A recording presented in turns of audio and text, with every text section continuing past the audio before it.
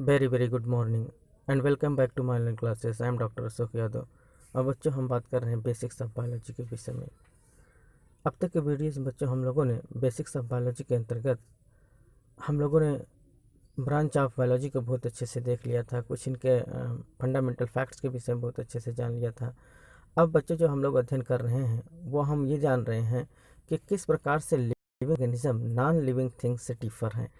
तो पिछले वीडियो में बच्चों हम लोगों ने कुछ इनके करेक्टरिस्टिक को जानने की कोशिश की थी। तो आइए हम इसी कड़ी में इनके विषय में कुछ और जानते हैं कि what is the characteristics of the living organism और how can you differentiate the living organism with the non living things. तो किस प्रकार से हम लिविंग ऑर्गेनिज्म को नॉन लिविंग थिंग्स से कैसे डिफ़र करते हैं और क्या इनके कुछ करेक्टरिस्टिक फीचर्स होते हैं, क्या इनके यूनिक फीचर्स होते हैं लिविंग ऑर्गेनिज्म के। ठीक बच्चों, तो आइए हम इनके विषय में बात कर रहे थे, हम इनको इस प्रोसेस को और आगे बढ़ाते हैं और देखते हैं इनके और कैरेक्टर्स क्या होते हैं। तो तीसरा जो कैरेक्टर होता है बच्चों ये होता है ग्रोथ एंड डेवलपमेंट। जो लिविंग ऑर्गेनिज्म होते हैं बच्चों, इनमें ये टेंडेंसी होती है वृद्धि करने की, है ना बच्चों। इनमें वृद्धि और विकास की टेंडेंसी पाई जाती है लिविंग ऑर्गेनिज्म में। जबकि जो नॉन लिविंग थिंग्स होते हैं बच्चों, जो निर्जीव वस्तु होते हैं, उनमें किसी प्रकार से कोई वृद्धि और कोई विकास देखने को नहीं मिलता है। अगर एक हम एग्जांपल्स के तौर पर पेश करें बच्चों, तो हम ये देखें कि चाक, डस्टर, मोटर कार, मकान, दीवार, ये इन सब में क्या होता है बच्चों, इसमें ग्रोथ हमको देखने को मिलता है? नहीं, बिल्कुल नहीं। इसमें ग्रोथ इसलिए नहीं मिलता क्योंकि ये निर्जीव हैं। जबकि सजीव के रूप में अगर हम देखें तो जितने भी जीव जंतु या पेड़ पौधे दिखाई देते हैं, सब में क्या होता है, ग्रोथ और डेवलपमेंट हमको देखने को मिलता है। तो आइए हम बात करते हैं कि हम कैसे डिफाइन कर पाएंगे कि what is the main definitions of the growth as well as the development. किस प्रकार से अगर कोई आदमी ये पूछे कि ग्रोथ या डेवलपमेंट किसे कहते हैं, तो आपको डिफाइन करना होगा। तो आप कैसे इसको डिफाइन करेंगे कि अप्रोप्रिएट डेफिनेशंस क्या होता है किसी ग्रोथ या डेवलपमेंट का। तो आइए हम बात करते हैं। Increase in mass and number of cells by process of the cell division, अर्थात सेल डिवीजन के द्वारा, ठीक बच्चों, सेल डिवीजन के द्वारा किसी जो लिविंग ऑर्गेनिज्म है उसके मास में, उसके वॉल्यूम में और उसके नंबर ऑफ सेल्स में जो वृद्धि होती है बच्चों, जो इंक्रीमेंट होता है, उसको हम क्या कहते हैं, ग्रोथ या डेवलपमेंट कहते हैं। ठीक बच्चों, अर्थात किसी भी ऑर्गेनिज्म के सेल में जो इंक्रीमेंट होता है और उसके मास में, वॉल्यूम में या नंबर ऑफ सेल्स, सेलों की संख्या जब बढ़ती है बच्चों, तो उसी को हम क्या कहते हैं, ग्रोथ एंड डेवलपमेंट। आइए इसको हम और सरल करके देखते हैं बच्चों। अगर हम ये देखें तो एक छोटा सा भ्रूण जो जाइगोट होता है बच्चों, जब अपने माँ के गर्भ में वो पलता है, जिस समय मेल एंड फीमेल गैमेट दोनों आपस में फर्टिलाइज करते हैं और फिर वो बच्चा कंसीव होता है जाइगोट के रूप में बच्चों। और फिर वो क्या होता है, सबसे पहले वो यूनिसेल्ड स्टेज में होता है, फिर उसमें क्या होता है बच्चों, डिवीजन होता है, वो 2 सेल्ड स्टेज में बनता है, फिर 4 सेल्ड स्टेज में, फिर 8 सेल्ड स्टेज में, फिर से 8 से 16 16 सेल्ड स्टेज में, फिर 16 32 जो मोरेला स्टेज में आता है, फिर उसका ब्लास्टोसिस्ट बनता है, फिर गैस्ट्रुला होता है। इसके बाद फिर ऑर्गेनोजेनेसिस, उसमें ऑर्गन का डेवलपमेंट होता है, फिर एक शिशु पैदा होता है, एक इन्फेंट पैदा होता है, और फिर बच्चे उसका प्रॉपर ग्रोथ होता चला जाता है थ्रू द ऑसिमुलेशन। प्रॉपर भोजन दिया जाए, उसको प्रॉपर नरिशमेंट दिया जाए, तो क्या होता है बच्चों, एक दिन वो बच्चा क्या होता है, 6 फीट का 72 किलो का वजन हो जाता है। कितना बच्चों, 6 फीट का एक लंबा सा बच्चा लड़का और 72 किलो अपना वेट के गेन करता है।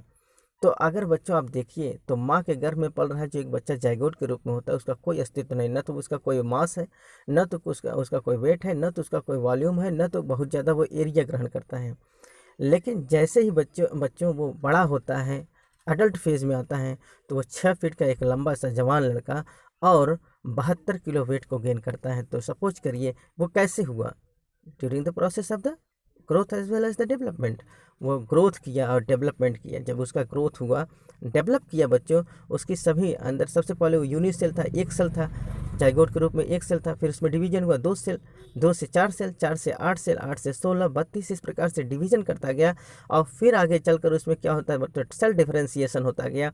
और फिर वो सेल जो है सबसे पहले नंबर में बदला और फिर आके नंबर में बढ़ा और फिर आगे चल के वो साइज में बड़ा होता चला जाता है, सेल का साइज भी बढ़ता है बच्चों। तो इस प्रकार के सेल के नंबर में इंक्रीमेंट होना, साथ ही साथ सेल का साइज बढ़ना, जिसके वजह से एक निश्चित वॉल्यूम को गेन करता है और फिर वो क्या होता है बच्चों, एक बड़ा सा लड़का दिखाई देता है 6 फीट का और 72 किलो का। तो ये जो प्रोसेस होता है बच्चों, ये केवल सजीवों में पाई जाती है, जबकि निर्जीव अगर कोई हम कहें कि ये कोई चॉक है, कोई डस्टर है, कोई पेंसिल है, पेन है, किताब है, ये क्या करेगा बच्चों, इसमें ग्रोथ नहीं होता कि इसमें सेल का डिवीजन होगा। ये जिस कंडीशन में है उसी कंडीशन बना रहेगा। क्यों? क्योंकि ये निर्जीव है।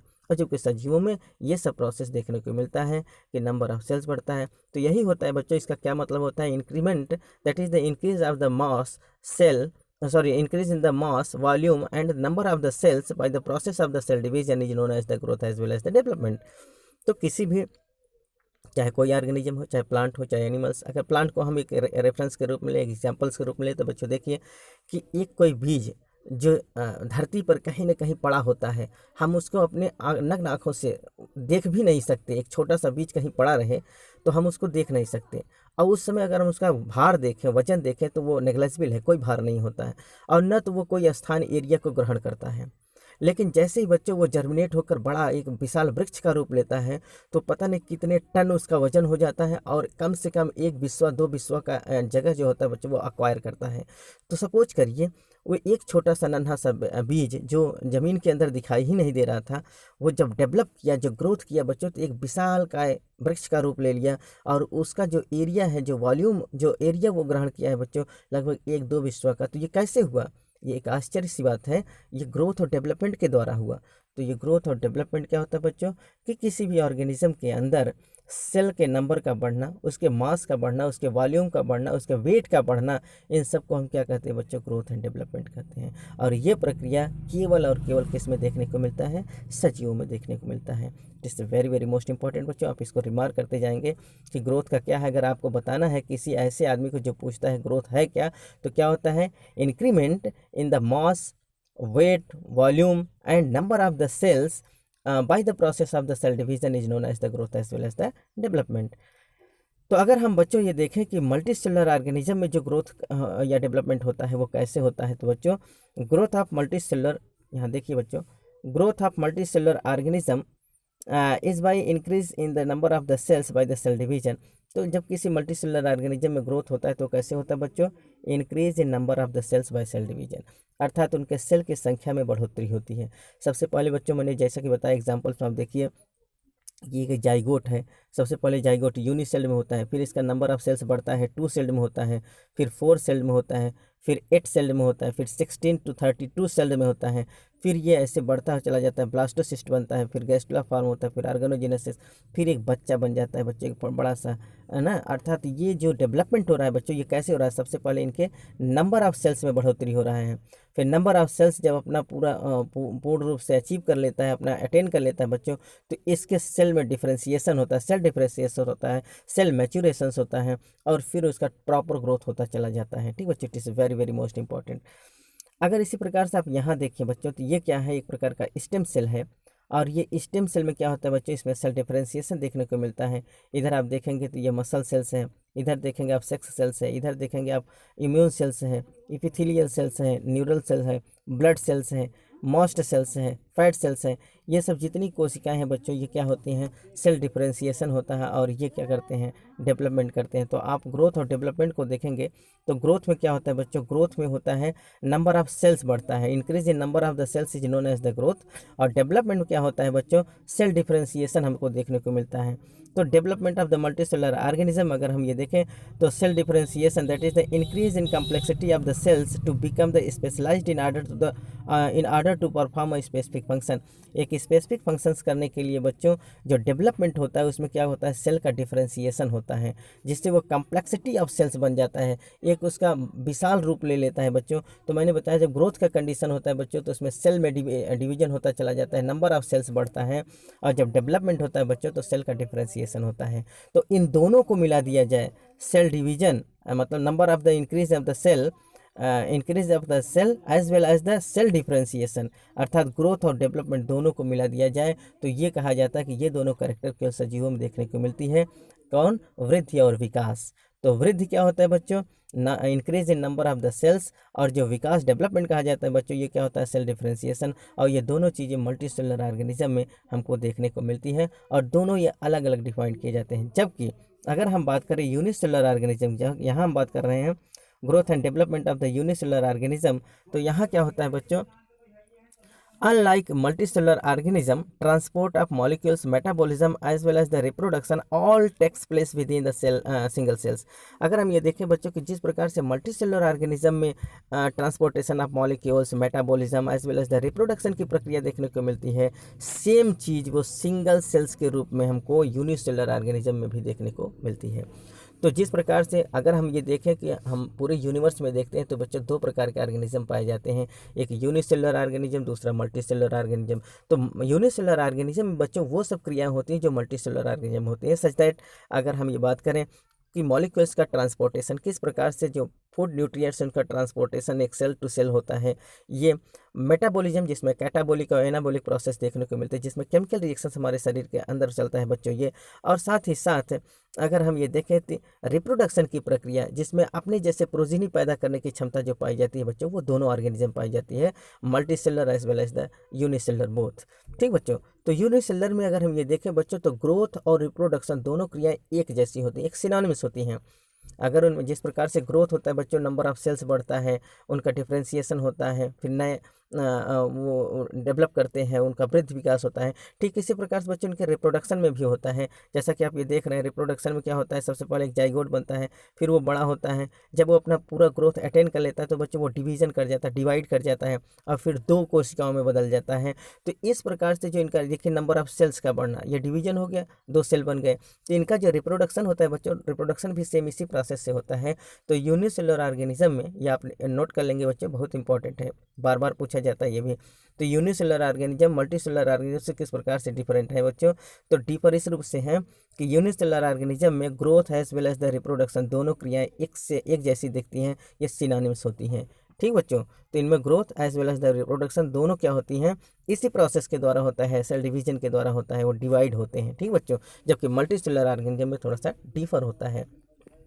ठीक बच्चों, लेकिन ग्रोथ का जो अप्रोप्रिएट डेफिनेशन मैंने बताया बच्चों, वो यही होता है कि number increase in the number of the cell as well as the cell differentiation is known as the growth as well as the development. ठीक बच्चों, तो ग्रोथ में क्या होता है, नंबर ऑफ सेल्स बढ़ता है, जबकि डेवलपमेंट में सेल डिफरेंशिएशन हमको देखने को मिलता है। और ये दोनों प्रक्रियाएं जो होती हैं बच्चों, वो किसी सजीवों में देखने को मिलती है, और ये लिविंग ऑर्गेनिज्म का एक फंडामेंटल कैरेक्टर है कि यूनिक कैरेक्टर है। It is very very most important. ठीक बच्चों, आगे देखिए थोड़ा सा हम इस पर और बात करते हैं बच्चों। Irreversible increase in size of all cell, increase in number of cell by the cell division and cell differentiation is expressed as a growth and development. जैसा कि मैंने अभी भी बताया कि किसी भी ऑर्गेनिज्म के अंदर ग्रोथ और डेवलपमेंट को अगर समझाना हो तो बच्चों इसको क्या होगा, cell division as well as the cell differentiation, अर्थात नंबर ऑफ सेल्स का बढ़ना, साथ ही साथ सेल का डिफरेंशिएशन होना, ये सब प्रक्रियाएं क्या होती हैं बच्चों, एक डेफिनिट कैरेक्टरिस्टिक के रूप में, एक डेफिनिट डेफिनेशन के रूप में जानी जाती हैं, जिसको हम ग्रोथ एंड डेवलपमेंट कहते हैं। और ये एक प्रकार का, ये बहुत रिमार्केबल बात है बच्चों, ये एक प्रकार का इरिवर्सिबल अवक्रिया होता है। वेरी वेरी मोस्ट इंपॉर्टेंट बच्चों, जो ग्रोथ होता है बच्चों, ये क्या होता है, अनुत्क्रमणीय अवक्रिया होता है, इरिवर्सिबल अवक्रिया होता है। क्यों? क्योंकि एक बार जब हम अपने ग्रोथ को अटेन कर लेते हैं बच्चों, तो फिर हम कहें कि हम अपने प्रीवियस कंडीशन फिर वापस चले जाएं तो ऐसा संभव नहीं है। क्योंकि जब हम एक जाइगोट से एक अडल्ट पर्सन बन जाते हैं, तो फिर अगर हम कहें कि अडल्ट से फिर जाइगोट आप बन जाइए, तो ये सब क्या है बच्चों, इम्पॉसिबल है, नहीं बन सकते। क्यों? क्योंकि it is a type of the irreversible reaction. ये क्या होता है, एक अनुत्क्रमणीय अभिक्रिया है जो हमको फिर से उस प्राइमरी कंडीशन में लाने के लिए कैपेबल नहीं है। इसलिए बच्चों जब पौधे बड़े हो जाते हैं तो क्या फिर वो अपने नॉर्मल कंडीशन में जो एक बीज के रूप में थे, क्या उस कंडीशन में पुनः वही पौधा आ सकता है? नहीं, वो रिप्रोडक्शन करके उसके प्रोजेनी उस कंडीशन में आ सकते हैं, जबकि वो उस कंडीशन में वापस नहीं आ सकता। It is very very most important. थोड़ा सा अगर हम बात करें बच्चों, तो वैज्ञानिकों का ये मत है, सबका ये मत है कि ग्रोथ जो होता है वो किसी भी एनिमल्स या किसी भी प्लांट का, किसी भी सजीव का एक यूनिक फीचर नहीं है, एक फंडामेंटल कैरेक्टर नहीं है। क्यों बच्चों? क्योंकि मैंने पिछले वीडियो में बात किया था कि बायोलॉजी जो होता है बच्चों, ये क्या होता है, ये एक्सेप्शन से भरा हुआ है, अपवाद से भरा है। It is the science of the exception. जो बायोलॉजी होता है बच्चों, it is the science of the exception.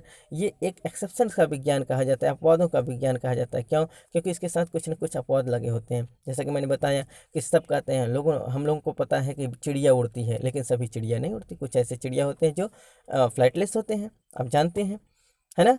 कहा यह जाता है कि रेप्टाइल्स में 3 चैम्बर्ड हार्ट पाए जाते हैं, लेकिन कुछ ऐसे रेप्टाइल्स होते हैं जिसमें 4 चैम्बर्ड हार्ट हमको देखने को मिलता है, जैसे मैंने बात किया था क्रोकोडाइल के विषय में।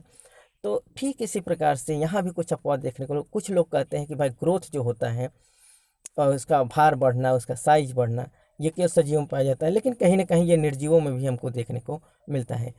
पहले थोड़ा सा बच्चों इनको जानने से पहले हम ये जान लेते हैं, in plant growth is continuous process while in animals it is only up to a certain periods. Very very most important. जो पौधे होते हैं बच्चों, उनमें ग्रोथ की प्रक्रिया जो होती है वो जीवन काल थ्रू आउट दी लाइफ चलती रहती है। पूरे जीवन काल, जब तक वो जिंदा रहेंगे इस पूरे धरती पर, तब तक उनका ग्रोथ होता रहता है। जबकि एनिमल्स में बच्चों ग्रोथ का जो टाइम ड्यूरेशन है वो एक लिमिटेड पीरियड तक ही होता है। 20-22 साल की अवस्था में पहुंचने के बाद हम लोग का ग्रोथ क्या होता है बच्चों, रुक जाता है। तो एनिमल्स में जो होता है उसमें ग्रोथ की जो प्रक्रिया होती है बच्चों, एक लिमिटेड सर्टेन टाइम तक होता है। जबकि प्लांट में जो ग्रोथ की प्रक्रिया बच्चों, वो थ्रू आउट दी लाइफ चलती रहती है। जब तक वो अस्तित्व में रहते हैं, जब तक एग्जिस्टेंस में रहते हैं, जब तक वो धरती पर निवास करते हैं, तब तक बच्चों उनका जो ग्रोथ है वो चलता ही रहता है। Non living organism also grow due to the surface accumulation of the material. जैसा कि हम बात कर रहे थे बच्चों कि एक्सेप्शंस के तौर पर ये जाना जाता है कि कुछ लोग ये कहते हैं कि जो वृद्धि होती है, जो विकास होता है बच्चों, वो निर्जीवों में भी हमको देखने को मिलता है, डेफिनेटली देखने को मिलता है। लेकिन वो क्या होता है बच्चों, वो इंटरनल ग्रोथ नहीं होता। It is a type of the external growth, जो किसके वजह से होता है, due to the surface accumulation of the material. ये क्या होता है बच्चों, इनमें जो निर्जीव वस्तुएं होती हैं उनमें ग्रोथ जो होता है वो इंटरनली नहीं होता। It is a type of the external growth and due to the surface accumulation of the material. ये मटेरियल का सरफेस अकोमुलेशन होता है। जैसे सपोज दैट हम बात करें तो ये जो एक्सटर्नल ग्रोथ हमको देखने को मिलता है बच्चों, सरफेस अकोमुलेशन ऑफ मटेरियल हमको देखने को मिलता है वो माउंटेन में। जैसे आप बात करें पर्वत पहाड़ियों का, तो पहाड़ी जो पर्वत होते हैं बच्चों, वो भी बढ़ते हैं। उनका भी आकार, उनका भी जो साइज होता है बच्चों, वो क्या होता है, बढ़ता है। जैसे हम माउंट एवरेस्ट की बात करें तो कहा जाता है कि माउंट एवरेस्ट अपने लंबाई में बढ़ रहा है। तो क्यों बच्चों, it is a type of the surface accumulation of material. उसमें बहुत सारे मटेरियल उनके पहाड़ों, उनकी चोटियों पर आकर जमा होते रहते हैं बच्चों, और वो बाहरी वृद्धि बनाते हैं, बाहरी आकार एक ले लेते हैं, और इसको हम सरफेस अकोमुलेशन कहते हैं। सपोज दैट कोई पत्थर आपके पास रखा हुआ है, उस पत्थर पर बहुत सारे ऐसे हैं जो एक्सटर्नल मटेरियल आकर उनके ऊपर जमा होने लगते हैं, तो डेफिनेटली सी बात है बच्चों को वो उसका आकार बढ़ेगा, उसका साइज बढ़ेगा, उसका भार बढ़ेगा। तो इस प्रकार से जो बाहरी जो अकोमुलेशन हो जाता है, इकट्ठा जो जमाव हो जाता है बच्चों, तो बाहरी सरफेस, उनके सरफेस पर, सतह पर कुछ न कुछ मटेरियल आकर जमा हो जाते हैं। तो इस प्रकार का जो एक्सटर्नल अकोमुलेशन ऑफ मटेरियल होता है बच्चों, उसको हम क्या कहते हैं, एक्सटर्नल ग्रोथ कहते हैं। ठीक बच्चों, तो ये किस में देखने को मिलता है बच्चों, ये माउंटेन में देखने को मिलता है, बोल्डर्स में देखने को मिलता है, और सैंड माउंट्स में हमको देखने को मिलता है। जो पत्थर हैं बच्चों, सबसे ज़्यादा उनमें क्या होता है, थोड़ा सा साइज उनका बढ़ जाता है। क्यों? Due to the accumulation of the material, that is due to the surface accumulation of the material. कुछ न कुछ बाहरी वस्तुएं, कोई बाहरी चीज़ आकर उनके ऊपर जमा होने लगते हैं, और फिर उनके साइज, उनके आकार को, उनके भार को बढ़ा देते हैं। ठीक बच्चों, तो इस प्रकार से अगर हम देखें बच्चों, तो एक और इम्पॉर्टेंट फैक्ट हम जान लेते हैं बच्चों की जो प्लांट होते हैं बच्चों, प्लांट में जो ग्रोथ होता है बच्चों, वो किसके द्वारा कैलकुलेट किया जाता है, it is very very most important बच्चों। प्लांट में जो ग्रोथ को मेजर किया जाता है, इनका जो मेजरमेंट होता है बच्चों, वो ऑक्जेनोमीटर्स के द्वारा होता है। आप इसको रिमार्क कर लेंगे, ये बहुत इंपॉर्टेंट है, कॉम्पिटिटिव एग्जामिनेशन पूछा जाता है। ग्रोथ को मेजर करने वाला जो इंस्ट्रूमेंट होता है उसको क्या कहते हैं, ऑक्जेनोमीटर। तो प्लांट में ग्रोथ को मेजर किससे किया जाता है, ऑक्जेनोमीटर के द्वारा इनको मेजर किया जाता है। It is very very most important. तो जैसा कि बच्चों हम ग्रोथ के विषय में बात कर रहे थे कि ग्रोथ एक्सटर्नल भी होता है, इंटरनल भी होता है। एक्सटर्नल ग्रोथ हमको माउंटेन में देखने को मिलता है, कुछ ऐसे बोल्डर्स में देखने को मिलता है, क्योंकि और जो इंटरनल ग्रोथ होता है बच्चों, वो हमको किस में देखने को मिलता है, वो हमको एनिमल्स और प्लांट के अंदर देखने को मिलता है। तो आइए ग्रोथ को हम जानते हैं कि ग्रोथ कितने प्रकार के होते हैं, 2 टाइप्स के होते हैं। एक तो होता है जो बाहरी ग्रोथ होता है, एक्सटर्नल ग्रोथ होता है बच्चों, उसको हम एक्रिएशन कहते हैं। क्या कहते हैं बच्चों, एक्रिएशन। तो accretion is a type of the external growth which is takes place in the mountain boulders as well as the sand balls. ठीक बच्चों, तो इन सब में जो देखने को मिलता है उनमें हम एक्रिएशन कहते हैं, जो पहाड़ियों पर ग्रोथ। लेकिन जो इंटरनल ग्रोथ होता है, जो plant as well as the animals में देखने को मिलता है बच्चों, उसको हम क्या कहते हैं, इंटू ससेप्शन कहते हैं। क्या कहते हैं बच्चों, into susception. Into susception is a type of the internal growth, जबकि एक्सटर्नल ग्रोथ जो होता है बच्चों वो किस में देखने को मिलता है, माउंटेन में, पहाड़ियों में, और उसको हम एक्रिएशन कहते हैं। ठीक बच्चों, it is very very most important. तो आइए बच्चों, जो दूसरा इम्पॉर्टेंट जो मैंने एक फीचर्स बताया वो क्या है, ग्रोथ एंड डेवलपमेंट। जबकि ग्रोथ और डेवलपमेंट किसी प्लांट और एनिमल्स का, किसी लिविंग ऑर्गेनिज्म का यूनिक फीचर नहीं है, कैरेक्टरिस्टिक फीचर नहीं कहा जा सकता। क्योंकि कैरेक्टर फीचर वो होता है बच्चों, कैरेक्टरिस्टिक फीचर उसको कहते हैं जो किसी एक में ही पाया जाए, किसी दूसरे में अपवाद स्वरूप वो ना हो। ठीक बच्चों, जिसका कोई एक्सेप्शन ना हो, अगर मगर लेकिन ना हो बच्चों, तो उसको हम यूनिक फीचर कहते हैं। उसको हम यूनिक फीचर या कैरेक्टरिस्टिक फीचर्स के नाम से जानते हैं। जबकि ग्रोथ और डेवलपमेंट में एक्सेप्शन लग गया, अर्थात ग्रोथ और डेवलपमेंट किसी न किसी तरह से निर्जीवों में भी हमको देखने को मिलता है। इसलिए ये क्या है, ये हमारे किसी लिविंग ऑर्गेनिज्म का यूनिक फीचर नहीं कहा जा सकता। तो आइए हम बात करते हैं किसमें यूनिक फीचर, अर्थात किसी लिविंग ऑर्गेनिज्म का यूनिक फीचर क्या है, जिसके आधार पर हम ये कह सकें कि ये सजीवों का लक्षण है, जबकि निर्जीवों में ये नहीं पाया जाता। तो आइए बात करते हैं मेटाबॉलिज्म के विषय में। तो मेटाबॉलिज्म क्या होता है बच्चों, सबसे पहले इनके डेफिनेशंस को जान लेते हैं। Sum total of all chemical reaction that is the life processes occurring inside the body of an organism. किसी जीव के अंदर होने वाली जो रासायनिक क्रियाएं होती हैं बच्चों, उनको हम क्या कहते हैं, मेटाबॉलिज्म कहते हैं। बच्चों, हम लोगों के शरीर में पता नहीं कितनी रासायनिक क्रियाएं अब भी चल रही होंगी। क्यों? क्योंकि भोज्य पदार्थों का बनना, भोज्य पदार्थों का टूटना, पता नहीं कितने सेल का बनना, सेल का टूटना, ये सब जो क्रियाएं चल रही हैं बच्चों, it is the type of the metabolism. अर्थात मेटाबॉलिज्म क्या होता है बच्चों, हम लोगों के प्रत्येक एनिमल्स के, प्रत्येक प्लांट्स के बीच में, प्रत्येक ऑर्गेनिज्म जीवों के अंदर, उनके शरीर के अंदर बहुत सारे ऑर्गेनिक रिएक्शन चलते रहते हैं, बहुत सारे केमिकल रिएक्शंस चलते रहते हैं बच्चों। तो इस पूरे केमिकल रिएक्शंस को क्या कहते हैं बच्चों, मेटाबॉलिज्म कहते हैं। Metabolism is a defined features of all living organism without exception. ये जो मेटाबॉलिज्म है बच्चों, ये सभी जीवों में बिना किसी एक्सेप्शंस के बताए पढ़ाए जाते हैं। अर्थात ये जो होता है बच्चों मेटाबॉलिज्म की प्रक्रिया, ये केवल और केवल सजीवों में ही देखने को मिलती है। यहाँ कोई अपवाद नहीं है, ये निर्जीवों में बिल्कुल नहीं पाई जाएगी। ठीक बच्चों, तो यहाँ जब मैंने डिफिनेशंस को बताया, इसमें क्या है, मेटाबॉलिज्म क्या है बच्चों, ये है metabolism is a defined feature of all living organism without exception, isolated metabolism reaction in vitro और not living things but surely living reaction. बात अगर हम करें बच्चों कि जो isolated metabolic reaction in vitro कराया जाता है, अगर बच्चों जैसे हम बात करें कि बच्चों का जो विकास होता है, फर्टिलाइजेशन होता है बच्चों, दो तरह से होता है। एक, जब माँ के गर्भ के अंदर, यूट्रस के अंदर male and female zygote conceive करते हैं बच्चों, तो उनसे बनने वाला जो जाइगोट होता है माँ के गर्भ में, तो उसको हम इन वाइवो फर्टिलाइजेशन कहते हैं। और जो टेस्ट ट्यूब बेबी पैदा किया जाता है परख नली के द्वारा बच्चों, उसको हम इन वाइट्रो फर्टिलाइजेशन कहते हैं। तो इन वाइट्रो फर्टिलाइजेशन के द्वारा जो बच्चा तैयार किया जा रहा है बच्चों, it is not a type of the living organism, उसको हम लिविंग ऑर्गेनिज्म नहीं कहेंगे। क्योंकि जो टेस्ट ट्यूब का प्रोसेस है, जिस प्रोसेस के द्वारा किया जा रहा है बच्चों, वो क्या है, वो नॉन लिविंग है। उसको हम क्या कहेंगे, वो लिविंग नहीं है, वो नॉट, अर्थात वो जो टेस्ट ट्यूब है बच्चों, वो कोई लिविंग है, वो तो लिविंग नहीं है, वो तो नॉन लिविंग है। लेकिन उसके अंदर जो बच्चा पल रहा है बच्चों, वो क्या है, लिविंग है। तो ये एक लिविंग थिंग्स नहीं कहा जाएगा, it is a type of the living reaction. क्या है बच्चों, आप इसको जरूर जानिए, ये लिविंग रिएक्शन है। यहाँ कहा गया है आइसोलेटेड मेटाबॉलिक रिएक्शन, एक अकेले में जो मेटाबॉलिक रिएक्शन कराया जाता है इन वाइट्रो परख नली में, आर नॉट लिविंग थिंग्स, ये लिविंग थिंग्स नहीं कहा जाता।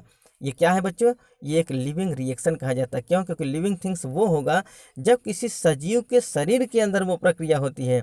माता की गर्भ में, माता क्या है, एक सजीव है, उसके गर्भ में अगर फर्टिलाइजेशन की प्रक्रिया होती है, मेल और फीमेल जाइगोट अर्थात स्पर्म वो दोनों फर्टिलाइज करते हैं फैलोपियन ट्यूब में, तो उससे बनने वाला जो बच्चा होता है बच्चों, वो लिविंग ऑर्गेनिज्म है, और उस प्रक्रिया को हम लिविंग थिंग्स कहेंगे। जबकि एक परख नली के अंदर जो बच्चा डेवलप हो रहा है बच्चों, तो परख नली क्या है, एक प्रकार का एक प्रकार का नॉन लिविंग थिंग्स है, एक निर्जीव है। और उसके अंदर जब बच्चा ग्रोथ करता है बच्चों, वो क्या हुआ, एक निर्जीव के अंदर बच्चा डेवलप कर रहा है। तो सजीव के अंदर जब बच्चा डेवलप करता है तो उसको हम इन वाइवो कहते हैं, और निर्जीव के अंदर जब कोई बच्चा डेवलप करता है बच्चों तो उसको हम क्या कहते हैं, इन वाइट्रो कहते हैं। तो ये क्या होता है बच्चों, ये जो होता है इन वाइवो जो होता है it is a type of the living things, और इन वाइट्रो जो होता है it is a type of the living reaction. It is very very most important बच्चों, आप इसको रिमार्क कर लेंगे कि माँ के गर्भ में जो बच्चा पल रहा था उसको इन वाइवो कहते हैं, और इन वाइवो एक प्रकार का लिविंग थिंग्स कहा जाता है। जबकि इन परख नली में पैदा होने वाला जो बच्चा होता है, जो ग्रोथ करने वाला बच्चा होता है बच्चों, वो एक प्रकार के निर्जीव वस्तु के अंदर पल रहा है, इसलिए हम उसको क्या कहेंगे बच्चों, वो लिविंग रिएक्शन कहा जाता है, और इस कंडीशन को हम इन वाइट्रो कहते हैं। लेकिन कहीं न कहीं ये दोनों प्रक्रियाएं बच्चों क्या होता है, अब चाहे बच्चा माँ के गर्भ में पल रहा हो, चाहे वो टेस्ट ट्यूब के अंदर पल रहा हो, लेकिन उन दोनों प्रक्रियाओं बच्चों मेटाबॉलिज्म होता है। तो मेटाबॉलिज्म क्या है बच्चों, सजीव सेल के अंदर सजीव जो ऑर्गेनिज्म, जैसे माँ के गर्भ में पलने वाला जो बच्चा होता है बच्चों, उसमें अर्थात जो लिविंग थिंग्स के रूप में हो रहा है, जो इन वाइवो हो रहा है, और जो नॉन लिविंग थिंग्स के नॉन अर्थात लिविंग रिएक्शंस के रूप में चल रहा है बच्चों, जिसको हम इन वाइट्रो कहते हैं, दोनों में मेटाबॉलिक रिएक्शन हमको देखने को मिलता है। क्योंकि अगर परख नली के अंदर बच्चा पल रहा है बच्चों, तो वहाँ भी उसके शरीर में सेल का डिवीजन होगा, उसमें क्या होगा, कैटाबॉलिज्म होगा, एनाबॉलिज्म देखने को मिलेगा। जबकि माँ के गर्भ में पल रहे बच्चे के अंदर भी कैटाबॉलिज्म, एनाबॉलिज्म ये सब प्रक्रिया देखने को मिलती हैं। तो प्रोसेस जो है बच्चों, मेटाबॉलिज्म का प्रक्रिया तो दोनों में पाया जाएगा, लेकिन सिचुएशन अलग अलग है। जो सक्रिय जो किसी सजीव के अंदर होगा उसको हम इन वाइवो कहते हैं, और इस प्रकार का हम जो बच्चा पल रहा है उसको हम लिविंग थिंग्स कहेंगे। और जबकि जब टेस्ट ट्यूब के अंदर जो बच्चा पल रहा है बच्चों, तो उसको हम इन वाइट्रो कहेंगे, और उसको हम लिविंग रिएक्शंस के रूप में जानेंगे। वो प्रक्रियाएं चल रही हैं, केमिकल रिएक्शंस चल रहा है, और केमिकल रिएक्शंस के रूप में क्या है बच्चों, मेटाबॉलिज्म। और मेटाबॉलिज्म दोनों में देखने को मिलता है। आइए इनके विषय में हम और बात करते हैं। इस प्रकार से अगर हम देखें बच्चों, तो मेटाबॉलिज्म दो प्रकार का होता है। क्या होता है, एक जो होता है वो एनाबॉलिज्म, जिसको हम एनाबॉलिक रिएक्शंस कहते हैं, और दूसरा जो होता है बच्चों कैटाबॉलिज्म, या फिर हम उसको कैटाबॉलिक रिएक्शन कहते हैं। ठीक बच्चों, जैसा कि इसमें है। तो आइए सबसे पहले हम बात करते हैं एनाबॉलिज्म के विषय में, या एनाबॉलिक रिएक्शंस के विषय में। Process of formation, synthesis, genesis of large and complex compound from small and simple compounds is known as the anabolic reaction। अर्थात क्या होता है बच्चों के एनाबॉलिक रिएक्शन क्या होता है, it is the process of the formation, synthesis and Genesis of the complex food stuffs from the simple one. अर्थात जब किसी छोटे छोटे पार्टिकल से मिलकर एक बड़ा पार्टिकल बनता है बच्चों, तो उसको हम क्या कहते हैं बच्चों, एनाबॉलिज्म। अर्थात बनना, फॉर्मेशन माने निर्माण होना, सिंथेसिस माने निर्माण होना, जीनेसिस माने निर्माण होना। जब छोटे छोटे मॉलिक्यूल्स आपस में मिलकर एक बड़े मॉलिक्यूल्स का निर्माण करते हैं, बड़े कंपाउंड्स का निर्माण करते हैं बच्चों, तो उसको हम क्या कहते हैं, एनाबॉलिक रिएक्शन कहते हैं। जैसा कि आप इसमें देखिए, ये देखिए, ये छोटे छोटे कंपाउंड्स हैं, और ये क्या करते हैं बच्चों, ये एक साथ मिलकर एक यूनाइट्स होकर एक लार्ज कॉम्प्लेक्स कंपाउंड्स का निर्माण करते हैं। तो इसको हम क्या कहते हैं बच्चों, एनाबॉलिक रिएक्शन कहते हैं। और एनाबॉलिक रिएक्शन बच्चों, एनर्जी जो होता है वो स्टोर होता है, कंज्यूम होता है। एनर्जी क्या होता है बच्चों, यहाँ चूँकि बनाना है, तो बनाने के लिए हमको क्या करना पड़ता है, किसी चीज़ को बनाना होता है तो हमको धन इकट्ठा करना पड़ता है। ठीक बच्चों, तो किसी चीज़ को अगर सिंथेसाइज किया जा रहा है, किसी चीज़ को फॉर्मेशन किया जा रहा है, किसी चीज़ का जीनेसिस किया जा रहा है बच्चों, तो वहाँ हमको ज़्यादा से ज़्यादा एनर्जी की आवश्यकता होती है। तो इस प्रक्रिया में, एनाबॉलिक रिएक्शन में क्या होता है बच्चों, एनर्जी कंज्यूम होता है, एनर्जी हमको स्टोर करना होता है। और छोटे छोटे कंपाउंड से बड़े कंपाउंड्स के बनने की इस प्रक्रिया को हम क्या कहते हैं बच्चों, एनाबॉलिक रिएक्शन कहते हैं। वेरी वेरी मोस्ट इंपॉर्टेंट बच्चों, आप इसको रिमार्क कर लेंगे, इसको बहुत अच्छे से समझिए, मैं समझाने जा रहा हूँ। तो जिस प्रकार से बच्चों अगर हम देखें कि हम लोग जो भोजन करते हैं, सच एज द कार्बोहाइड्रेट्स लेते हैं, फैट लेते हैं, प्रोटीन लेते हैं, तो वो क्या होता है बच्चों, सबसे पहले वो क्या होता है, छोटे छोटे पार्टिकल। क्योंकि डाइजेशन क्या होता है, डाइजेशन हमारा तभी होगा जब कॉम्प्लेक्स मॉलिक्यूल्स क्या होंगे, छोटे छोटे पार्टिकल्स में टूट जाएंगे। तो जब कॉम्प्लेक्स मॉलिक्यूल छोटे छोटे पार्टिकल्स में टूटते हैं, तो डाइजेशन की प्रक्रिया क्या है बच्चों, एक प्रकार के कैटाबॉलिक रिएक्शन है। डाइजेशन की प्रक्रिया क्या है, एक प्रकार के कैटाबॉलिक रिएक्शन। लेकिन अगर हम यही बात करें कि जब हमारे छोटे छोटे पार्टिकल्स के रूप में ग्लूकोज बन जाते हैं, तो इसमें क्या होता है बच्चों, आप यहाँ से डिवाइड करके देखिए।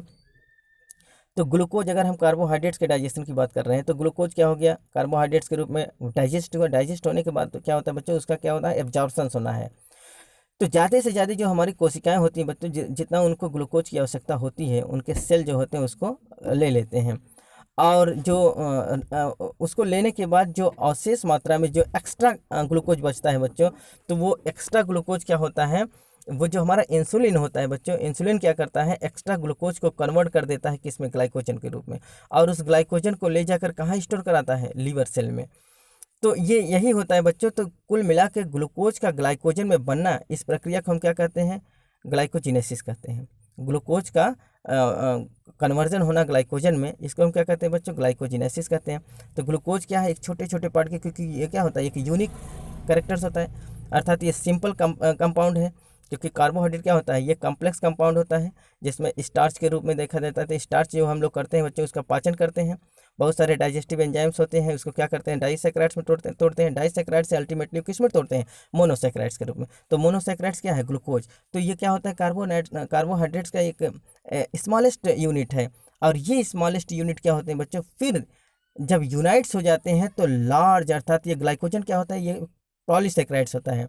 कार्बोहाइड्रेट्स का क्या है बच्चों, पॉलीसैकेराइड्स। तो मोनोसैकेराइड्स सब मिलकर पॉलीसैकेराइड्स बना, अर्थात ग्लूकोज का कन्वर्जन ग्लाइकोजन में हुआ। तो ग्लाइकोजन बनने की प्रक्रिया को हम क्या कहते हैं बच्चों, ग्लाइकोजिनेसिस। और ये प्रक्रिया हमारे लीवर सेल में होता है। और इसको परफॉर्म कौन कराता है बच्चों, इसको परफॉर्म कराता है insulin. It is very very most important. जो हमारे पैंक्रियाज का बीटा सेल्स होता है बच्चों, तो बीटा सेल से रिलीज होने वाला जो एक इंपॉर्टेंट हार्मोन्स होता है, उसको हम इंसुलिन कहते हैं। तो इंसुलिन और ग्लूकेगान दोनों कहाँ से निकलते हैं बच्चों, पैंक्रियाज से। अल्फा सेल से ग्लूकेगान निकलता है, बीटा सेल से इंसुलिन। और ये दोनों क्या होते हैं बच्चों, काउंटर बैलेंस का काम करते हैं, हमारे शरीर में ग्लूकोज के लेवल को मेंटेन करते हैं, एक तराजू जैसा काम करते हैं। कि जब हमारे ब्लड में ग्लूकोज का लेवल बढ़ जाता है, तो हमारे ब्लड में ग्लूकोज का लेवल कौन बढ़ता है बच्चा, ग्लूकेगान जो होता है वो ब्लड के लिए काम करता है, जबकि इंसुलिन जो होता है वो लीवर के लिए काम करता है।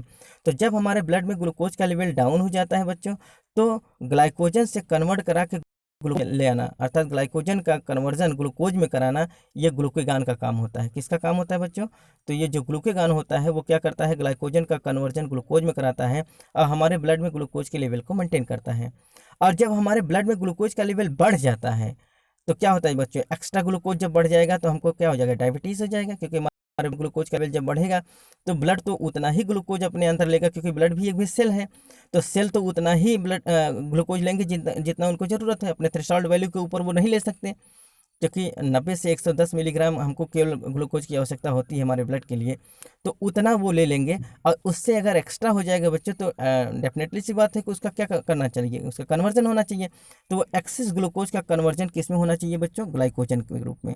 तो ये ग्लूकोज को ग्लाइकोजन में कन्वर्ट करना, और किस ग्लूकोज को, एक्सेस ग्लूकोज को। जब हमारे ब्लड में ग्लूकोज की मात्रा एक्सेस हो जाती है, तो उसका कन्वर्जन ग्लाइकोजन में कराने का काम कौन करता है बच्चों, इंसुलिन। तो ग्लूकोज का कन्वर्जन ग्लाइकोजन में कराना, और इस ग्लाइकोजन को लीवर सेल तक पहुंचाना, उनके अंदर स्टोर करना, ये सब प्रक्रिया हमारा इंसुलिन कराता है। और इस प्रक्रिया को हम ग्लाइकोजिनेसिस कहते हैं। जबकि लीवर से ग्लाइकोजन को तोड़कर ग्लूकोज के रूप में ब्लड तक लाना, इस प्रक्रिया को हम ग्लाइकोजिनोलाइसिस कहते हैं, और इसको परफॉर्म कराता है ग्लूकेगान। ठीक बच्चों, तो ये तो रहा एक काउंटर बैलेंस। कभी कभी बच्चों ये होता है कि जब हम भोजन करते हैं, तो फीडिंग करने के जस्ट बाद जैसे हम मील अंदर की ओर लेते हैं, जब उसका डाइजेशन हो जाता है, सपोज दैट हमने अपने मील में कार्बोहाइड्रेट्स को ज़्यादा लिया, ज़्यादा रसगुल्ला खा लिए, ज़्यादा जलेबी खा लिए, तो इसमें क्या होगा बच्चों कि हमारे ब्लड में ग्लूकोज की मात्रा बढ़ जाएगी। जब हमारे ब्लड में ग्लूकोज की मात्रा बढ़ जाएगी बच्चों, तो हमारे अंदर हमारे ब्रेन में सिग्नल होगा, और सिग्नल होगा बच्चों, तो उस समय तुरंत किसको सूचना होता है, पैंक्रियास को। अब पैंक्रियास फिर अपने अल्फा सेल को बीटा सेल को स्टिमुलेट करेगा, और वहाँ से इंसुलिन हार्मोन्स को निकालेगा, और ये कहेगा कि जो एक्सेस ग्लूकोज है, उस एक्सेस ग्लूकोज को वहाँ से उठाकर कहाँ ले जाओ, लीवर के पास ले जाओ। तो लीवर के पास वो ग्लूकोज नहीं जाएगा, क्योंकि कोशिकाओं में जो बच्चों हमारे एब्जॉर्प्शंस होता है, वो छोटे छोटे यूनिट स्ट्रक्चर का एब्जॉर्प्शन होता है। जैसे हम कार्बोहाइड्रेट ले रहे हैं तो ग्लूकोज के रूप में एब्जॉर्प्शन होगा, प्रोटीन ले रहे हैं तो अमीनो एसिड्स के रूप में एब्जॉर्प्शन होगा, फैट ले रहे हैं तो फैटी एसिड और ग्लिसरॉल के रूप में एब्जॉर्प्शन होगा। ठीक बच्चों, तो ये तो सेल लेते हैं। लेकिन जब कोशिकाओं से हमको कहीं ले जाकर इकट्ठा करना होता है बच्चों, तो हम क्या करते हैं, अगर कहीं जगह से हमको ले जाकर कहीं इकट्ठा करना, स्टोर करना है बच्चों, तो हम क्या करेंगे, एक साथ उसको एक गट्ठर में बांध कर ले जाते हैं। तो ठीक इसी प्रकार से जब हमारे ब्लड में बहुत सारे ग्लूकोज का लेवल बहुत ज़्यादा बढ़ जाता है बच्चों, तो जो हमारा इंसुलिन होता है, इनको एक साथ यूनाइट करके क्या करता है बच्चों, उनको ले जाकर ग्लाइकोजन में कन्वर्ट कर देता है, और ग्लाइकोजन के रूप में कहाँ स्टोर कर देता है, लीवर में। तो ग्लूकोज से ग्लाइकोजन में बनना, it is the type of the glycogenesis, और ये प्रक्रिया को परफॉर्म करा रहा है इंसुलिन। और ये जो होता है बच्चों एक प्रकार का एनाबॉलिक रिएक्शन होता है, अर्थात छोटे छोटे फूड पार्टिकल्स आपस में यूनाइट होकर बड़े फूड पार्टिकल्स के रूप में ग्लाइकोजन में बने हैं। तो इसको हम क्या कहते हैं बच्चों, ये एनाबॉलिक प्रोसेस है। तो एनाबॉलिक को जब एनाबॉलिक प्रोसेस के रूप में जो ग्लूकोज को ग्लाइकोजन में कन्वर्ट कर रहा है बच्चों, ये इंसुलिन कर रहा है। तो यहाँ क्या होता है बच्चों, इसको हम क्या कहते हैं, ग्लाइकोजिनेसिस। और यहाँ अगर हम देखें कैटाबॉलिक के रूप में बच्चों, ये क्या हो रहा है कि कम्प्लेक्स फूड मटेरियल के रूप में, कम्प्लेक्स फूड पार्टिकल्स के रूप में ग्लाइकोजन का कन्वर्जन ग्लूकोज में हो रहा है, सिंपल वंस में हो रहा है बच्चों। इसको परफॉर्म कराता है ग्लूकेगान, और इस प्रक्रिया को हमको क्या कहते हैं बच्चों, ग्लाइकोजिनोलाइसिस कहते हैं। टूटना, ब्रेकडाउन हो रहा है। तो कम्प्लेक्स फूड का सिंपल में टूटना क्या कहलाता है बच्चों, कैटाबॉलिक। और छोटे छोटे फूड पार्टिकल्स का बड़े फूड पार्टिकल्स में बनना, ये क्या कहलाता है बच्चों, ये एनाबॉलिक प्रोसेस कहलाता है। It is very very most important. इसको थोड़ा सा और अच्छे से जानते हैं बच्चों। जब कभी हमारे पैंक्रियाज में कोई प्रॉब्लम होता है और उनका सेल डैमेज हो जाता है, suppose that alpha cell damage हो गया। जब अल्फ़ा सेल डैमेज हो जाएगा बच्चों, तो क्या होगा, अल्फ़ा सेल का काम होता है कि लीवर सेल से ग्लाइकोजन को ब्लड सेल में ले आना। जब हमारे ब्लड में ग्लूकोज की लेवल घट जाती है तो क्या कराता है बच्चों, वो ग्लूकेगान जो होता है वो लीवर सेल से जो स्टोर अवस्था में, क्योंकि वो हमारा धरोहर है, हम लोग क्या करते हैं, एक्स्ट्रा ग्लूकोज को ले जाकर धरोहर के रूप में किसको देते हैं, लीवर को। और जब कभी हम फास्टिंग में आ जाते हैं, जैसे सपोज दैट हम बहुत दिन तक भोजन न करें, तो क्या होगा, जब भोजन हम नहीं करेंगे तो हमको ना तो कार्बोहाइड्रेट्स मिलेगा ना तो और कोई मिलेगा। तो हमारी कोशिकाएं करती हैं क्या बच्चों, तो पैंक्रियाज को सिग्नल होता है, और पैंक्रियाज क्या करता है, अपने अल्फ़ा सेल को स्टिमुलेट करता है। अल्फ़ा सेल आता है तो जो हमारा स्टोर अवस्था में, जो हमारा स्टोर्ड एनर्जी के रूप में क्या रखा गया बच्चों, ग्लाइकोजन, ये धरोहर के रूप में जो ग्लाइकोजन वहाँ स्टोर किया गया है बच्चों, तो ग्लूकेगान उस ग्लाइकोजन को तोड़ता है और फिर हमारे ब्लड के अंदर ले आता है। ठीक बच्चों, तो ये क्या हो जाता है, कभी कभी इसीलिए जब हम फास्टिंग उपवास में रहते हैं तो हम उपवास क्यों कर पाते हैं, इसलिए कर पाते हैं कि हम दैनिक डेली में जो हम भोजन करते हैं, तो भोजन में जितने हमारी कोशिकाएं एनर्जी को ले लेती हैं, उससे एक्स्ट्रा जो एनर्जी बचता है बच्चों, वो हमारे लीवर सेल में और हमारे फैटी सेल में जाकर जमा हो जाए। जो हम मोटे तगड़े हो जाते हैं बच्चों, तो जो मोटा तगड़ा आदमी होता है वो बहुत दिन तक फास्टिंग कर सकता है, जबकि दुबले पतले आदमी ज़्यादा दिन तक फास्टिंग नहीं कर सकते। क्यों, क्योंकि उनके अंदर स्टोर्ड एनर्जी के रूप में ग्लाइकोजन बहुत समय तक ले कंज्यूम नहीं है, जबकि मोटे आदमी के अंदर ग्लाइकोजन का बहुत ज़्यादा पैकेट है, बहुत ज़्यादा स्टोरेशन है, जो पेट से जो जो स्टमक होता है यहाँ इकट्ठा हो जाता है, बहुत सारे मांसपेशियों पे इकट्ठा हो जाता है, हमारे लीवर में जाके इकट्ठा हो जाता है। तो वो स्टोर अवस्था में रहते हैं बच्चों। तो उनको क्या करता है, फास्टिंग के समय जो ग्लूकेगान होता है वो लीवर सेल के पास या फिर फैट सेल के जो हमारे डिपोज टिश्यू है, वहाँ जो ग्लाइकोजन इकट्ठा है बच्चों, उनको क्या करता है, उनको तोड़ता है, ब्रेक डाउन करता है, और फिर हमारे ब्लड के अंदर ले आता है, जिससे हमारे, क्योंकि हमारी सभी कोशिकाओं को जो न्यूट्रिएंट्स मिलता है बच्चों, न्यूट्रिएंट्स का जो ट्रांसफ़र होता है। ठीक बच्चों, जो ट्रांसपोर्टेशन की प्रक्रिया होती है किसके द्वारा होती है, ब्लड सेल्स के द्वारा होता है। तो ब्लड इस ग्लूकोज को पूरी कोशिकाओं के पास तक पहुंचा देता है। तो ठीक ना, समझ में आया ना बच्चों कि जो जब हम कभी फास्टिंग में होते हैं तो उस समय हमारा जो ग्लाइकोजन स्टोर अवस्था में रहता है वो ग्लूकोज में कन्वर्ट कौन कराता है, ग्लूकेगान। और जब कभी हमारे शरीर ब्लड में ग्लूकोज का लेवल बढ़, जैसे डायबिटिक पेशेंट जो होते हैं बच्चों, उनमें ये कंडीशन देखने को मिलता है। अर्थात उसमें क्या होता है बच्चों, उसमें क्या होता है, ये कंडीशन देखने को मिलता है। अर्थात ग्लूकेगान क्या होता है बच्चों, ज़्यादा से ज़्यादा ग्लूकोज को स्टोर कर देता है, कहाँ, ब्लड सेल में। और साथ ही साथ एक और चीज़ भी होता है बच्चों कि जब हम एक्सेस कार्बोहाइड्रेट्स को लें तो करता क्या है कि जो हमारा इंसुलिन होता है वो ज़रूरतमंद जितना ग्लूकोज की आवश्यकता होती है उतना तो हमारे कोशिकाओं को दे देता है, और एक्स्ट्रा ग्लूकोज जो होता है बच्चों उसको कहाँ ले जाकर जमा कर देता है, लीवर के अंदर। तो जब कभी सपोज दैट आप सोचिए कि जब कभी पैंक्रियास का बीटा सेल गड़बड़ हो जाए, इंसुलिन का सिक्रेशन बंद हो जाए, तो वो क्या करेगा बच्चों, एक्सेस ग्लूकोज का कन्वर्जन ग्लाइकोजन में नहीं करा पाएगा, और वो पूरा के पूरा ग्लूकोज कहाँ रह जाएगा, हमारे ब्लड में रह जाएगा, और हमारे ब्लड में ग्लूकोज का लेवल बढ़ जाएगा, जिसको हम डायबिटीज़ मेलाइटस कहते हैं, शुगर के पेशेंट। तो शुगर के पेशेंट बच्चों जो भोजन इसीलिए रोका जाता है कि शुगर के पेशेंट ज़्यादा से ज़्यादा मीठा चीज़ों का यूज ना करें। क्यों, क्योंकि मीठा चीज़ अगर हम खाएंगे तो इंसुलिन हमारे शरीर में बन नहीं रहा है, और वो एक्सेस ग्लूकोज का कन्वर्जन ग्लाइकोजन में नहीं करा पाएगा, और पूरा के पूरा ग्लूकोज हमारे ब्लड में ही रह जाएगा। साथ ही साथ बच्चों जब इंसुलिन की कमी हो जाए, इंसुलिन नहीं बनता है, तो ग्लूकेगान फ्री हो जाता है। और ग्लूकेगान क्या होता है, जो हमारे स्टोर अवस्था में एनर्जी के रूप में ग्लाइकोजन इकट्ठा भी है बच्चों, उसको भी तोड़कर वो ब्लड में ले जाकर इकट्ठा करने लगता है, क्योंकि वो तो ब्लड के लिए काम कर रहा है। ब्लड में ज़्यादा से ज़्यादा ग्लूकोज को बना देता है। साथ ही साथ ज़्यादा ग्लूकोज हम खाएंगे तो ग्लूकोज का कन्वर्जन ग्लाइकोजन नहीं हो पाएगा और पूरा के पूरा ग्लूकोज हमारे ब्लड में ही रह जाता है, जिससे हम डायबिटिक बन जाते हैं, जिसको हम शुगर के पेशेंट कहते हैं। ठीक बच्चों, तो ये सब प्रक्रियाएँ कहीं ना कहीं कैटाबॉलिक और एनाबॉलिक प्रोसेस से जुड़ी हुई हैं। तो ये सब पूरी क्रियाएँ कहाँ पाई जाती हैं?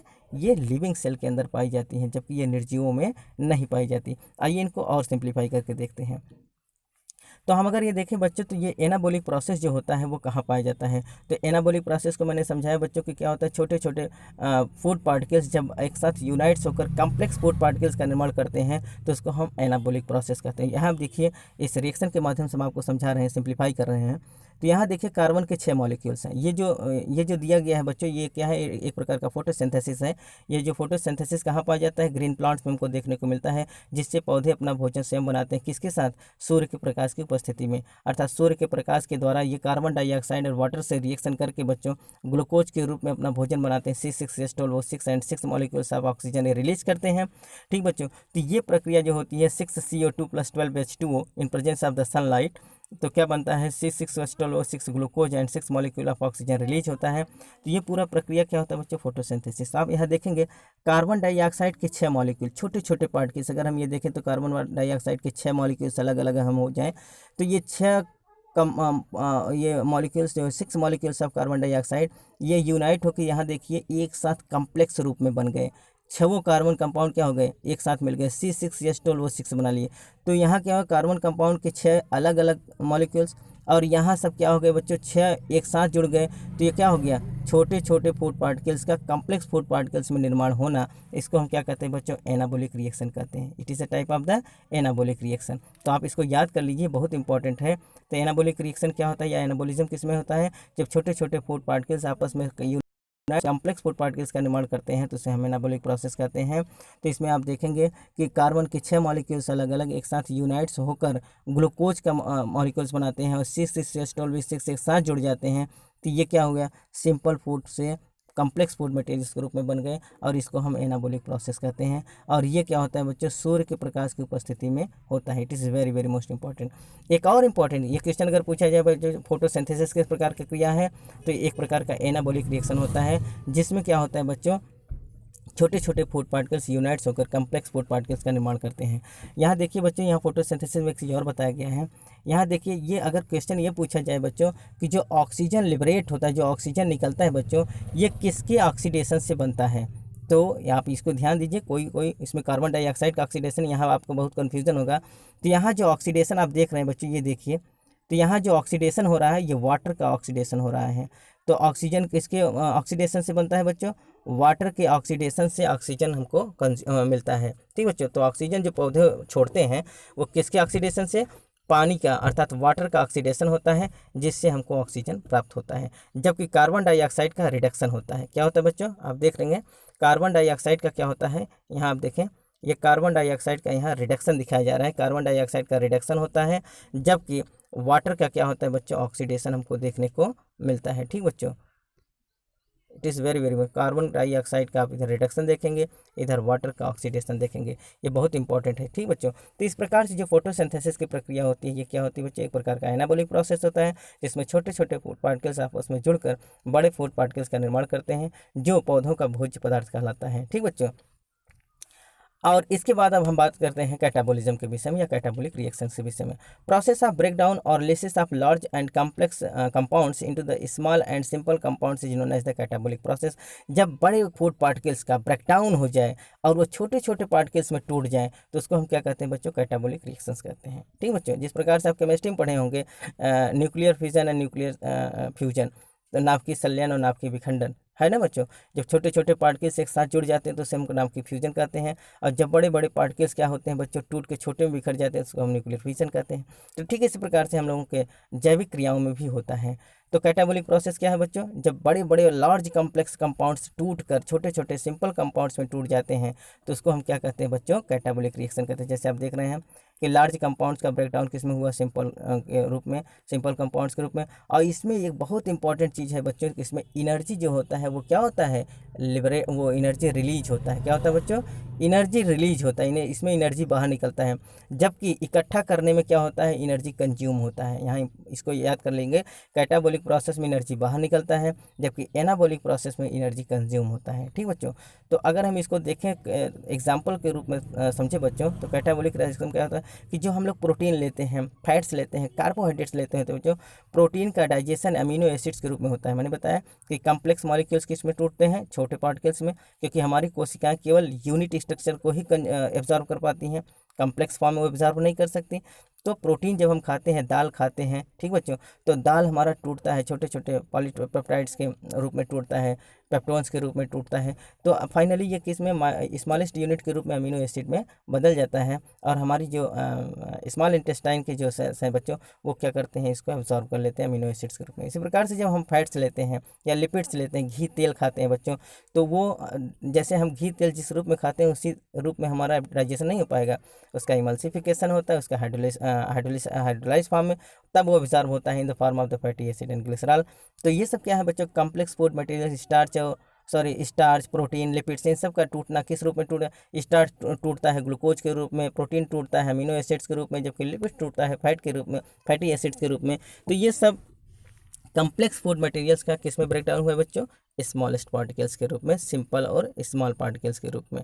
ठीक है, इसी प्रकार से अगर हम ये देखें तो यहाँ देखेंगे ग्लूकोज, इसका भी कन्वर्जन होता है पायरुवेट के रूप में। ठीक बच्चों, तो ये सब जो प्रक्रियाएं हैं बच्चों, ये जो प्रक्रिया चल रही ग्लूकोज का पायरुवेट में कन्वर्ट होना, ये सब जो प्रक्रिया है बच्चों आप ग्लाइकोलिसिस में पढ़ेंगे, ठीक है ना, वहाँ बहुत अच्छे से आपको बताया जाएगा। तो ये सब टोटल प्रक्रिया जो है बच्चों कि कम्प्लेक्स फूड मटेरियल का स्मॉल फूड पार्टिकल्स में टूटना, इसको हम क्या कहते हैं बच्चों, कैटाबॉलिक प्रोसेस कहते हैं। तो एग्जांपल्स के तौर पर वहाँ जैसा कि हम लोग एनाबॉलिज्म प्रोसेस में पढ़े थे फोटोसिंथेसिस, तो यहाँ कैटाबॉलिज्म में हम क्या पढ़ेंगे बच्चों, रिस्पिरेशन। तो जो रिस्पायरेशन की प्रक्रिया होती है, क्वेश्चन अगर ये पूछा जाए, सबसे ज़्यादा कॉम्पिटिटिव एग्जामिनेशन में पूछा जाता है कि रिस्पायरेशन की जो प्रक्रिया होती है कुछ प्रकार की प्रक्रिया है, तो it is a type of the catabolic process. और जबकि फोटोसिंथेसिस की प्रक्रिया जो पौधों में होती है, it is a type of the anabolic process. तो यहाँ आप देखेंगे, मैंने यहाँ बताया कि यहाँ एनर्जी रिलीज होती है, तो आप देखिए ये ग्लूकोज है, यहाँ 6,6-H12O6, यहाँ देखिए कम्प्लेक्स फूड पार्टिकल्स के रूप में है, कम्प्लेक्स कंपाउंड्स के रूप में है। और यहाँ देखिए ये 6 मॉलिक्यूल्स में अलग अलग टूट जाता है, कार्बन डाइऑक्साइड के 6 मॉलिक्यूल्स। ठीक बच्चों, तो इसको हम अगर देखें तो कार्बन डाइऑक्साइड के 6 मॉलिक्यूल्स अलग अलग हम कर सकते हैं। तो ये कम्प्लेक्स फूड पार्टिकल्स के रूप में, कम्प्लेक्स फूड कंपाउंड्स के रूप में जो ग्लूकोज है बच्चों, ये किस रूप में टूट गया, कार्बन डाइऑक्साइड वाटर। ये जो होता है बच्चों, ये रेस्पिरेशन का एंड प्रोडक्ट होता है कि ग्लूकोज का कन्वर्जन किस में हो जाता है, कार्बन डाइऑक्साइड वाटर में, और इसमें एनर्जी क्या होता है बच्चों, रिलीज होता है, एनर्जी बाहर निकलता है। तो इस प्रक्रिया को हम क्या कहते हैं, इसको हम कैटाबॉलिक प्रोसेस कहते हैं या कैटाबॉलिज्म कहते हैं। It is very very most important.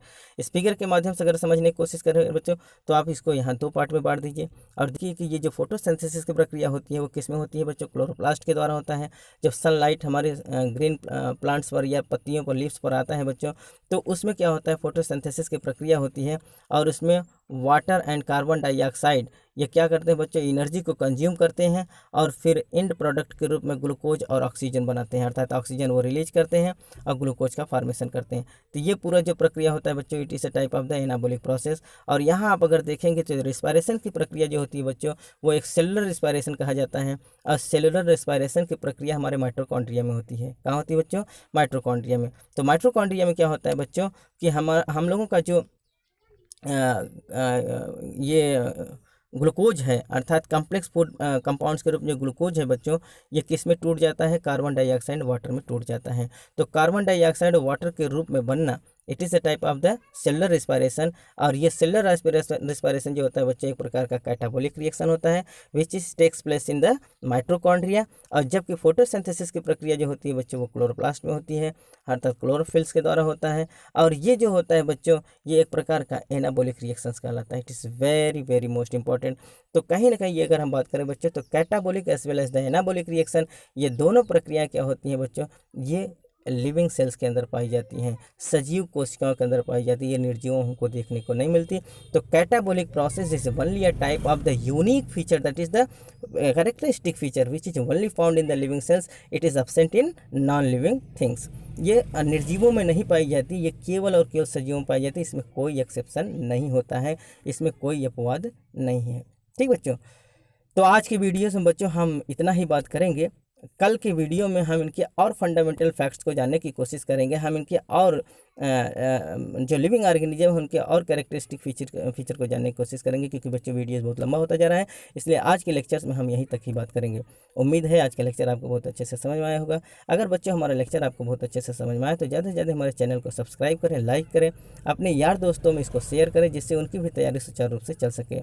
हमारे जितने भी अपडेटेड वीडियोस हैं आपके पास तक पहुंचते रहें बच्चों, इसके लिए आप बेल आइकन को प्रेस कर देंगे। जो लाल वाली बटन है बच्चों सब्सक्राइब वाला, उसको प्रेस करें और बाद में बेल आइकन को भी प्रेस करें, कि जितने हमारे अपडेटेड वीडियोस हैं वो आपके पास तक पहुंचते रहेंगे। तब तक के लिए बच्चों धन्यवाद।